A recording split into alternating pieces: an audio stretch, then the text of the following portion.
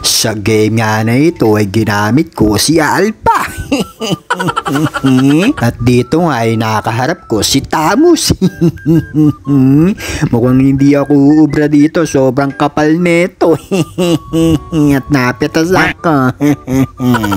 Nakita ko nga na pinaparm ni Lucas yung farm namin dito. Ayaw kasi mag-farm dito ni Karina, kaya eto sinugod ko si Lucas at napasubo ako.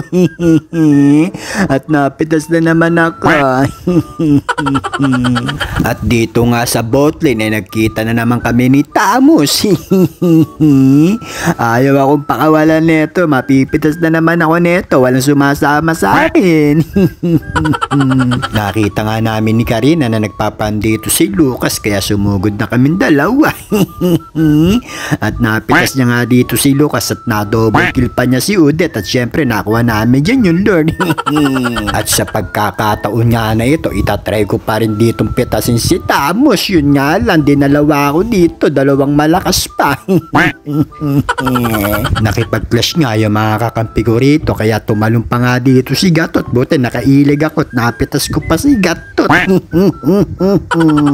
Dito nga'y malakas ang loob ko kasi may kasama na ako, kaya yari ka ngayon sa akin, Tamus.